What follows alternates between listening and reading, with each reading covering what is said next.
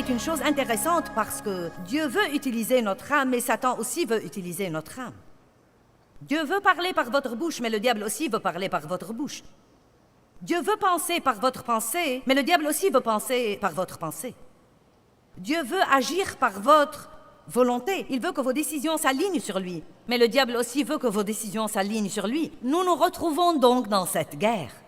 Nous avons parfois l'impression que nous sommes tiraillés entre deux directions opposées, mais cela devient de plus en plus facile. Chaque fois que vous prenez une décision pour Dieu, la prochaine fois que vous prenez une décision pour Dieu, ça devient un peu plus facile que la dernière fois.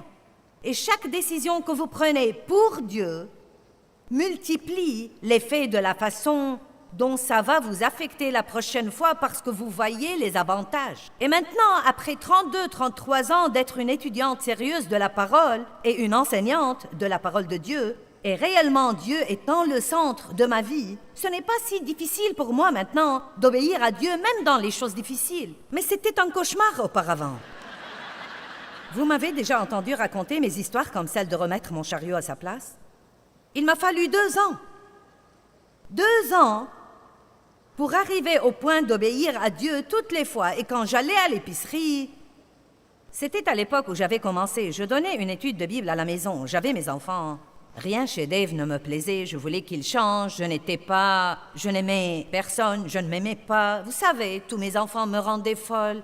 Et vous savez, j'allais à l'épicerie, je n'avais pas d'argent. Vous savez, tout devait être calculé. On devait attacher les coupons. Tout ça était un cauchemar. Mais je donnais déjà une étude de Bible, j'étais régénérée, remplie de l'esprit, j'avais un appel sur ma vie. J'aimais Dieu, et Dieu a commencé à me dire de remettre mon chariot d'épicerie à sa place. Pourquoi devrais-je faire ça? Personne d'autre ne le faisait. 2 ans! 2 ans! Où Dieu m'a martelé avec ça, avant que je ne le remette s'il pleuvait, et le remette s'il neigeait, et le remette si j'étais pressée. Non, mais de le remettre là où il devait être. Et si là où il devait être était rempli et qu'il n'y avait pas de place, je le ramenais au magasin, je le prenais au magasin et je le remettais à sa place. 2 ans!